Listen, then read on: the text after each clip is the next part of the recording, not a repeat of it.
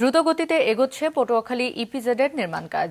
আগামী বছর জুলাইয়ের মধ্যে হবে প্লট বরাদ্দ। প্রকল্প বাস্তবায়ন হলে আরও গতিশীল হবে দক্ষিণাঞ্চলের অর্থনীতি। পটুয়াখালী জেলা রিপোর্টার চিন্ময় কর্মকারের পাঠানো তথ্য ছবিতে ডেস্ক রিপোর্ট। পটুয়াখালী সদরে চলছে দক্ষিণাঞ্চল ইপিজেড নির্মাণ প্রকল্পের কাজ, আর এতেই রাতারাতি বদলে যেতে শুরু করেছে সদর উপজেলার আউলিয়াপুর ইউনিয়নের পচা কোরালিয়া গ্রামের চিরচেনা দৃশ্য। 2023 সালে ইপিজেড প্রকল্পের কাজ শুরু হয়। 410.78 একর জমির ওপর নির্মিত ইপিজেডের ব্যয় ধরা হয় 1443 কোটি টাকা। এর 1105 কোটি টাকা সরকারি ব্যয় ও 338 কোটি টাকা অর্থায়ন করবে বাংলাদেশ রপ্তানি প্রক্রিয়াকরণ অঞ্চল কর্তৃপক্ষ বেবজা।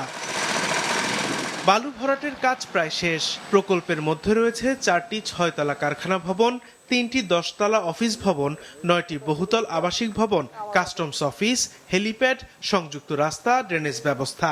ক্ষতিগ্রস্ত জমির মালিকদের জন্য নির্মাণ করা হবে 154টি পুনর্বাসন ঘর। নির্মিত হচ্ছে বিদ্যুতের সাবস্টেশন। আমাদের এখানে 95% বালি ভরাটের কাজ শেষ হয়ে গেছে। এখন আমাদের লেভেলিং চলতেছে। এটা বুঝাই দিতে আমাদের আর 2 মাস সময় লাগবে। এর মধ্যে আমরা বালি ফিলিং এর কাজটা শেষ হয়ে যাবে।